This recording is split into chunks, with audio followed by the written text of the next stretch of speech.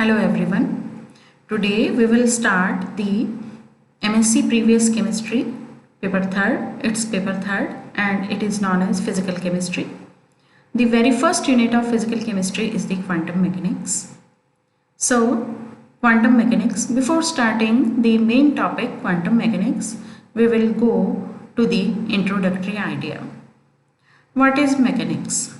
Mechanics is the science of moving body. That is the characteristic properties which are related with the moving body is known as mechanics, or its study is known as mechanics. What are the characteristics of moving body? They may be energy of the moving body, velocity of the moving body, linear moment of the moving body, and angular moment of the moving body, etc. There are many properties which are related with the characteristic properties of the moving body. So mechanics is the topic. In the older time, or in the ancient time, the mechanics which was dealt with the moving bodies was known as classical mechanics. And after the classical mechanics, which was getting filled on many type of bodies which were micro in size, like subatomic particles or atomic particles, then there was the need of new mechanics which can be applied to all of the bodies in the similar manner and in the same manner. And then there was the origin of the quantum mechanics. So first we will see that what was the classical mechanics. Classical mechanics was developed by the scientist Newton, their studies of the Newton, Galileo, Pascal, etc. All of the three scientists done their studies on the macro bodies. So we can say that classical mechanics was totally based on the mechanics of the moving body, of the mechanics of the moving body of the macro bodies like stars, sun, planets, or the heavier mass bodies. So we can say that classical mechanics is the motion of bodies, which describes the motion of bodies which are much larger than the atoms they comprise, and it appears that such a body gains or loses energy in any amount. While the quantum mechanics, that is the new mechanics which was generated due to the failure of classical mechanics on applying microbodies like the particles which are subatomic particles like electron, neutron, mesons, beta particles, and many other particles. Their motion or the characteristic motion properties, moving bodies properties, which couldn't be explained using classical mechanics. So we can say that these particles gain or lose energy in the packages called quantum. So we can say that classical mechanics appears that such a body gains on the classical mechanics which is related to the macro bodies, and it appears that such a body, that is the macro body, gains or loses energy in any amount. That is not in the packets, but it may be in the continuous manner. Whereas in the quantum mechanics, these particles gain or lose energy in the packages called quantum. So we can explain this classical mechanics on the basis of energy gain or losing processes. Now we come to our main point, that is the introduction of quantum mechanics.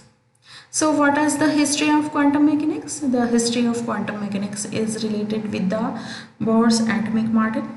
Bohr's atomic model, which gives the energy difference of the electrons which are jumping from one energy level to higher energy level, and their energy difference may be is equal to h nu or hc by lambda, or it is equal to Rydberg constant into 1 upon n nz square minus 1 upon n ith square. Nz is the higher energy levels prime number, or we can say main quantum number, and I is the lower energy levels quantum number.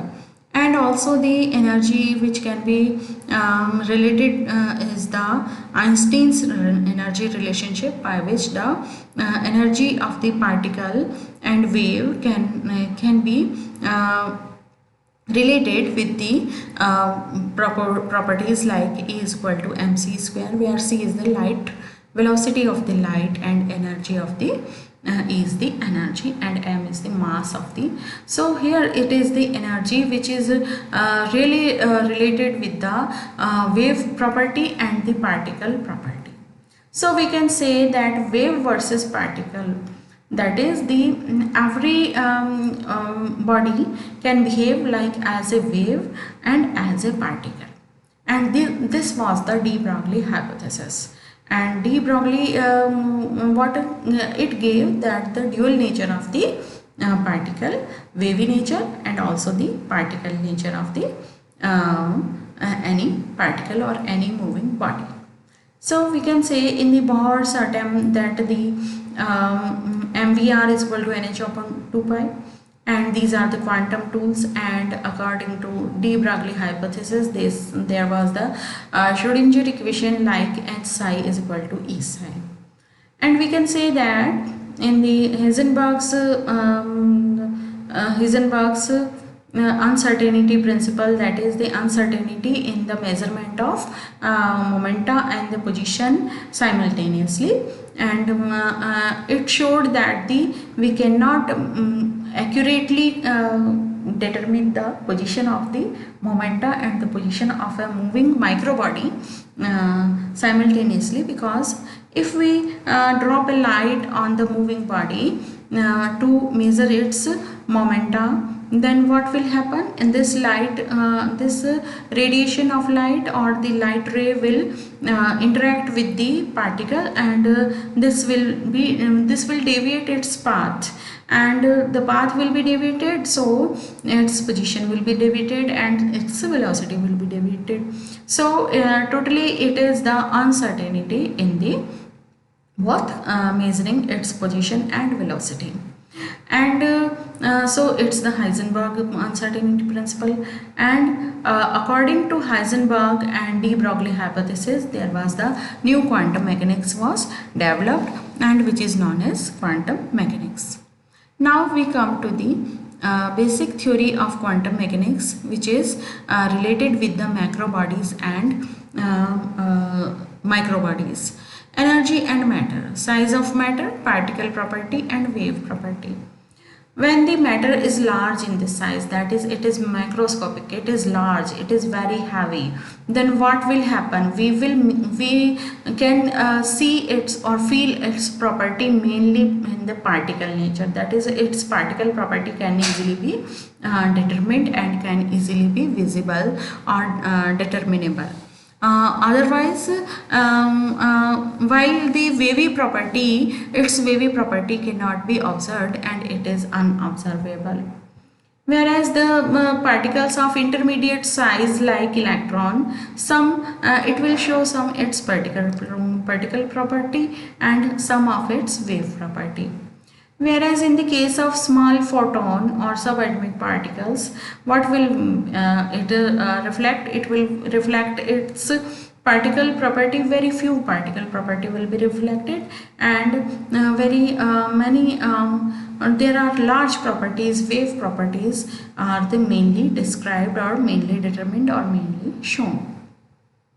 So we can say when mass of the body is higher, then its particle property will be major properties, and wave property will be unobservable, and the mass of the particle is very small. Then the few property of particle nature will be shown, and wave property will be higher, mainly properties of wave property. And in the intermediate mass of particles like electron is there, then some properties of particle will be shown and some properties of wave will be shown.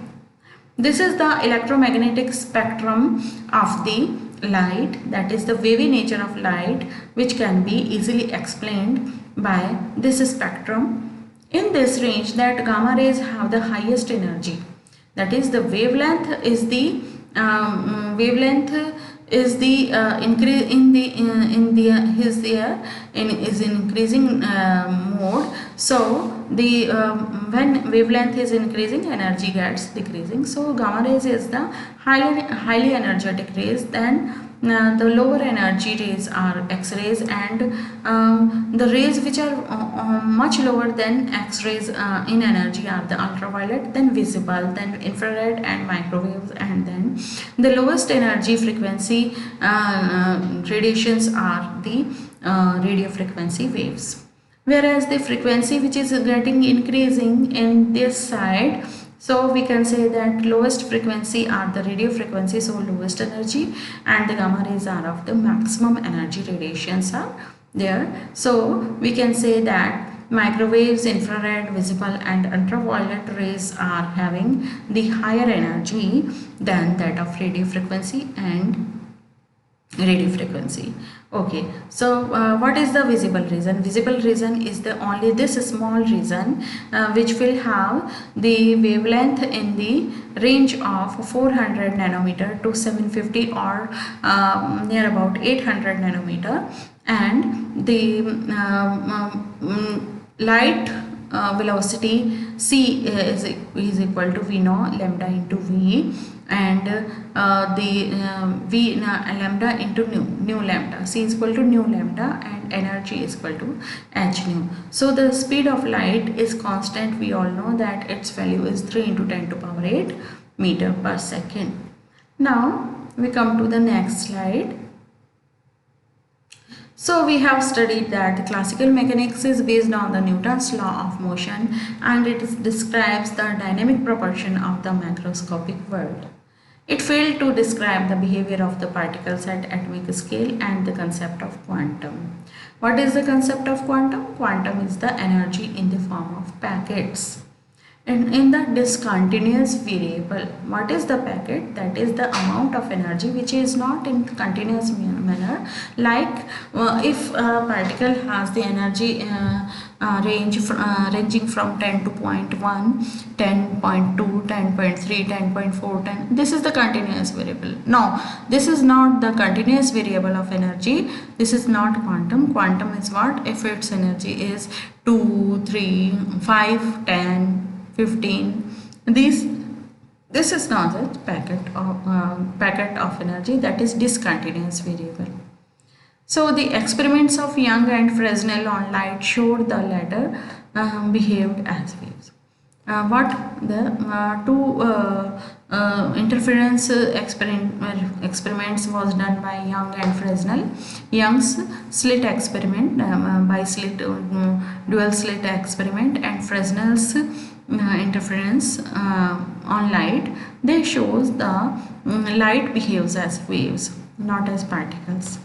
But with quantum, Planck's quantum hypothesis, Einstein's photon hypothesis, and Bohr's atom, confirmed by 1920, in the time 1920, they explained that despite the wave-like properties of light, when it came to transfer of energy and momentum, light behaved like a particle.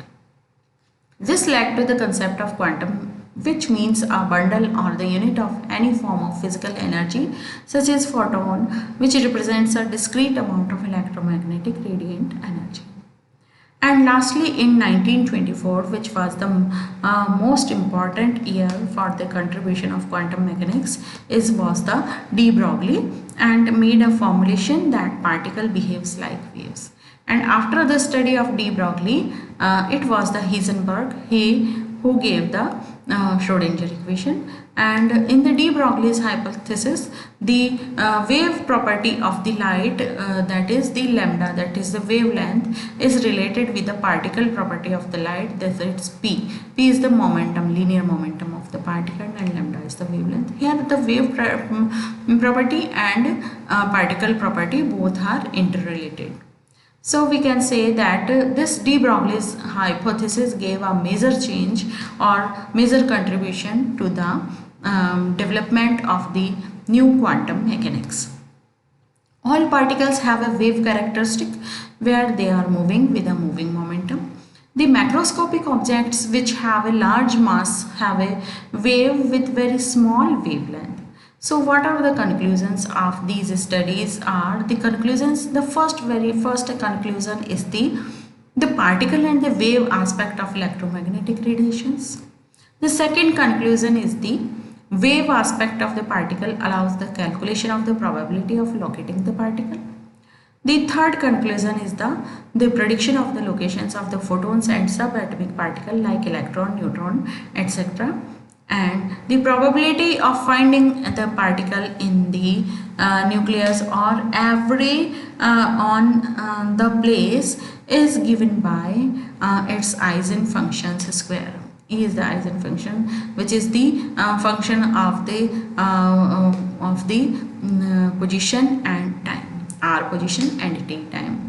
So it's a square. So here we we have studied about the history of the mechanics and history of the classical mechanics and quantum mechanics, how the quantum mechanics was generated or have got a new proliferation, and we can say how the quantum mechanics was generated. So we will study next time in the next lecture about the particle in one-dimensional box and particle in three-dimensional box, which we will study later. And so there is the need of new mechanics for subatomic particles is what? The concept of continuous energy absorption, that is classical mechanics. Continuous energy absorption, that is not in packets, not in the form of packets, not in the form of discontinuous energy absorption, but in the form of continuous energy absorption and emission was in conflict, that is was in conflict, that means there are two thoughts with atomic and subatomic phenomena. Black body radiation, photoelectric effect, Compton effect, diffraction of electron and atomic spectra of hydrogen, and the explanation led to the new mechanics called quantum mechanics. So Schrodinger equation was derived and generated at that time. And what was the Schrodinger equation? The Schrodinger equation, that is the psi wave function of the particle, is the what are the main properties of the psi? The psi must be single valued, psi must be continuous, and psi must be finite. That is, it must be finite, single valued, and continuous.